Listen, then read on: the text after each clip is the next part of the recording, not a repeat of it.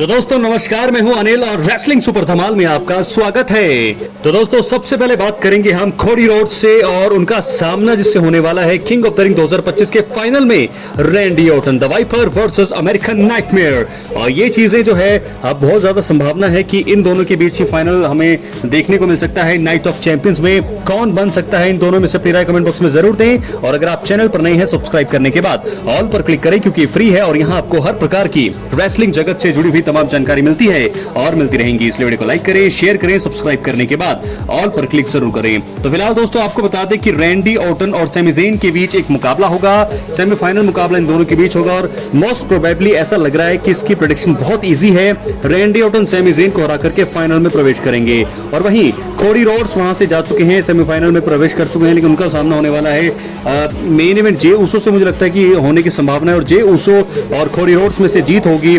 बहुत easy Cody Rhodes जीतेंगे उस मुकाबले में और फाइनल में हमारे सामने होंगे the American nightmare versus the viper. Randy Orton और कोडी रोड्स के बीच होने वाला है नाइट ऑफ चैंपियंस 2025 में किंग ऑफ द रिंग 2025 का फाइनल। और कौन जीतेगा दोस्तों अपनी राय कमेंट बॉक्स में जरूर दें। मुझे तो ऐसा लगता है कि अगर प्रेडिक्शन की जाए तो शायद यहाँ पर रैंडी ऑर्टन को जिताना चाहिए, लेकिन मुझे लगता है कि यहाँ पर एक बार फिर WWE पुश करेगी कोडी रोड्स को। कोडी रोड्स एक बार फिर जो है चैंपियनशिप के लिए चैलेंज करेंगे समर स्लैम 2025 में, क्योंकि जो भी किंग ऑफ द रिंग 2025 का फाइनल जीतेगा उसे एक मौका मिलेगा समर स्लैम में चैंपियनशिप के लिए, क्या कि वो गुंथर से मुकाबला लड़े या फिर जॉन सीना से। मुझे लगता है कि कोडी रोड्स की जीत यहाँ पर होने की संभावना सबसे ज्यादा है। हालांकि उनको जरूरत नहीं थी किंग ऑफ द रिंग 2025 में पार्टिसिपेट करने की, क्योंकि उनको एक सिंपल सा मुकाबला रीमैच मिल सकता था जॉन सीना के खिलाफ, लेकिन उन्होंने किंग ऑफ द रिंग 2025 में जाने का फैसला किया और अब वो सेमीफाइनल में प्रवेश कर चुके हैं और इजीली वो जे ऊसो को भी हराएंगे और फाइनल में मुझे लगता है कि वो रैंडी ऑर्टन को हरा देंगे और नए किंग ऑफ द रिंग बनेंगे 2025 के। उसके बाद उनको मुकाबला मिलेगा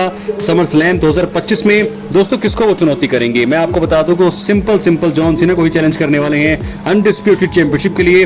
तो यहां से मुकाबला सेट किया जा सकता है John Cena versus Cody Rhodes summer slam 2025 के मेन इवेंट में होंगे आमने सामने। यहां से तो मुझे ऐसी ही संभावना लग रही है। वहां क्या होगा वहां तो फिलहाल वक्त ही बताएगा, लेकिन ये खबर आ रही है कि कोडी रोड्स जीत सकते हैं किंग ऑफ द रिंग 2025 का टूर्नामेंट। और इसके बाद बात करेंगे हम अगली खबर की और जो जुड़ी है रोमन रेंज से। तो दोस्तों आपको बता दें कि WWE के सबसे बड़े सुपरस्टार्स में से एक रोमन रेंज को फैंस काफी मिस कर रहे हैं। रोमन रेंज की वापसी जल्द होने की पूरी उम्मीद है और इसी बीच WWE के एक फॉर्मर कर्मचारी ने बड़ा खुलासा किया है। WWE के पूर्व कर्मचारी टॉमी कार्लुची का मानना है कि रोमन रेंज जब भी वापसी करेंगे तो उनके साथ कुछ और लोग भी हो सकते हैं। रेसलमेनिया 41 में पॉल हेमन ने रोमन रेंज को धोखा दिया और सेथ रॉलिंस के साथ मिल गए थे। इसके बाद CM पंक और रोमन रेंज ने मिलकर रॉलिंस और पॉल हेमन से बदला लेने की कोशिश की, लेकिन ब्रॉन ब्रेकर ने उन्हें हरा दिया। ब्रॉन ब्रेकर ने बताया कि वो भी रॉलिंस के गुट में अब शामिल हो गए हैं। अब खबर सामने आ रही कि रोमन रेंज छुट्टी पर हैं और इसी बीच रॉलिंस और पॉल हेमन ने ब्रॉनसन रीड को भी अपने गुट में शामिल कर दिया है।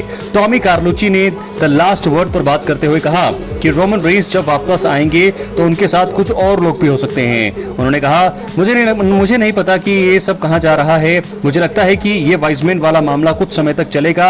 शायद रोमन रेंज जब वापस आएंगे तो अपने साथ कुछ लोगों को लाएंगे और वाइजमैन से शुरुआत करेंगे। अभी कुछ ऐसा ही हो सकता है। दोस्तों फिलहाल आपको बता दें कि ये जानकारी मिल रही है रिपोर्ट्स में कि रोमन रेंज अकेले नहीं आएंगे।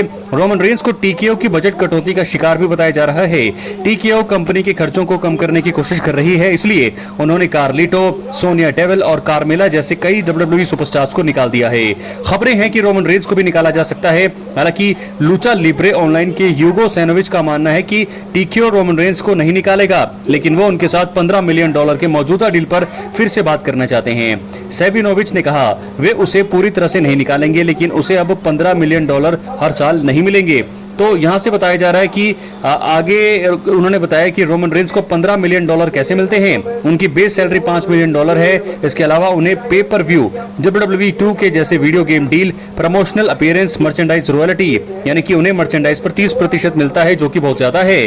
और सऊदी अरब में अपीयरेंस जैसे स्पेशल बोनस भी उन्हें मिलते हैं। साथ ही उन्हें टिकटों की बिक्री से भी कुछ हिस्सा मिलता है। इन सबको मिलाकर उन्हें $15 मिलियन हर साल मिलते हैं। तो दोस्तों $5 मिलियन उनकी सैलरी है। इसके अलावा भी उन्हें पैसा मिलता मिलता है। टीकेओ का कहना है कि रोमन रेंस अब फुल टाइम नहीं है, इसलिए उन्हें इतना ज्यादा पैसा क्यों दिया जाए, इसलिए वो इनके साथ डील पर फिर से बात करना चाहते हैं। टॉमी कार्लुची ने पहले ही कहा था कि टीकेओ की पॉलिसी के कारण रोमन रेंस को अपनी सैलरी में बड़ी कटौती करवानी पड़ेगी।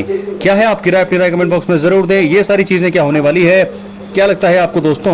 क्योंकि फिलहाल बहुत बड़ी खबरें आ रही हैं रोमन रेंस को लेकर के। सबसे पहले टॉमी कार्लुची कहते हैं कि रोमन रेंस अकेले नहीं आएंगे, जब भी वो वापसी करेंगे WWE के दुनिया में तो उनके साथ कुछ और लोग भी होंगे। कौन सा नया वाइसमैन होगा ये भी देखने वाली बात होगी, क्योंकि पॉल हेमन जो है उनको वाइसमैन की जरूरत है वैसे भी, क्योंकि आने वाले समय में उनका जो ऑरा है ऐसा ही लोग चाहते हैं, उनको ऐसा ही पसंद करते हैं। जब वो चैंपियन बनेंगे तो अनडिस्प्यूटेड चैंपियन, तो मुझे लगता है कि पॉल हेमन की बदले एक नया वाइसमैन, ऐसा मुझे लगता है कि WWE प्लान करेगी और मुझे लगता है कि एक सही ये दाव होगा।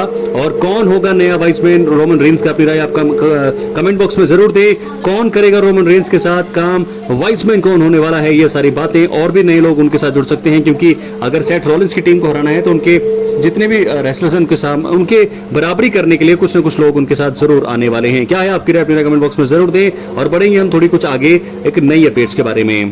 दोस्तों फिलहाल आपको बता दें कि WWE में कई बदलाव हो रहे हैं। कुछ सुपरस्टार्स कंपनी छोड़ रहे हैं तो कुछ नए आ रहे हैं। फैंस को आगे और भी सरप्राइज देखने को मिल सकते हैं और ऐसे में ये जानते हैं कि अभी हाल ही के दिनों में WWE में कौन से बदलाव हुए हैं। सबसे पहले कार्लिटो का जो है अब WWE का हिस्सा नहीं है, उनका कॉन्ट्रैक्ट खत्म हो चुका है। उन्होंने सोशल मीडिया पर यह खबर दी। कार्लिटो ने लिखा कि वे अब बैक इन बिजनेस हैं। इसका मतलब है कि वे अब किसी भी रेसलिंग कंपनी के साथ काम कर सकते हैं, यानी कि कार्लिटो पहले जजमेंट एक ग्रुप का हिस्सा थे, लेकिन अब जो है वो वहां से आगे बढ़ चुके हैं। वहीं दूसरी बार मैंने आपको बताया कि रोमन रेंस इस समय रेसलमेनिया 41 के बाद से ही WWE में नहीं दिख रहे हैं। रेसलमेनिया में उन्हें धोखा मिला था, इसके बाद से वो ब्रेक पर हैं। फैंस उन्हें जल्दी ही रिंग में अब देखना भी चाहते हैं। और उसके बाद एक बड़ी खबर यह है कि सेथ रॉलिंस दूसरी बार mister money in the bank बन चुके हैं। इसका मतलब है कि वे कभी भी WWE चैंपियनशिप के लिए लड़ सकते हैं। उन्होंने जॉन सीना और CM पंक के सेगमेंट के दौरान कैश इन करने का इशारा किया।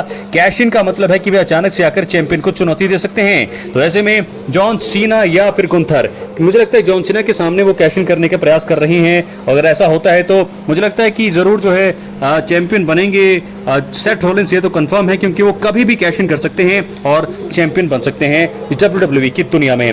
इसके बाद हम बात करेंगे दोस्तों गोल्डबर्ग की।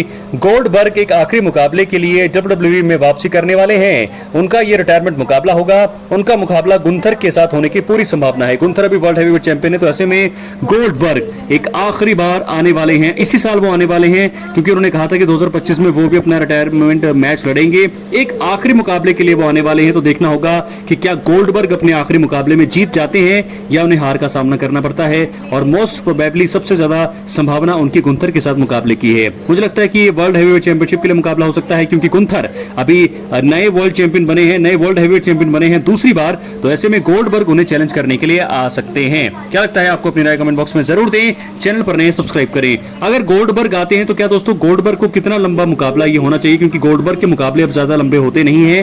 तो ऐसे में देखना होगा कि किस प्रकार गोल्डबर्ग अपना आखिरी मुकाबला कितना लंबा या कितना छोटा लड़ते हैं। इसके बाद बात करेंगे हम अगली खबर की। तो दोस्तों आपको बता दें कि जे उसो के पिता रिकीशी अपने बेटे के वर्ल्ड हैवीवेट टाइटल हारने से नाराज हैं। तो दोस्तों ऐसे में आपको बता दें कि गुंथर इस समय वर्ल्ड चैंपियन है और जे उसो बड़ी जल्दी हार गए हैं। 50 दिन के बाद ही उनकी जो बादशाहत का अंत कर दिया है गुंथर ने। गुंथर को ही हराकर चैंपियन बने थे जे उसो, और अब उनकी हार से नाराज है उनके पिता रिकीशी। तो यहाँ पर अब देखना होगा कि क्या बहुत ज्यादा गुस्सा वो जरूर है, लेकिन अब देखना होगा कि जे उसो क्या करने वाले हैं। अब क्या उन्हें पुश मिलता है या फिर नहीं? अपनी राय कमेंट बॉक्स में जरूर दें। चैनल पर नए सब्सक्राइब करने के बाद ऑल पर क्लिक करें। दोस्तों मिलते हैं अगली वीडियो में, तब तक के लिए बहुत बहुत धन्यवाद। लेकिन आप ये बताइए जरूर कि क्या अब जे उसो भविष्य में कभी वर्ल्ड चैंपियन बन पाएंगे या अनडिस्प्यूटेड चैंपियन बन पाएंगे या फिर नहीं? बहुत बहुत धन्यवाद।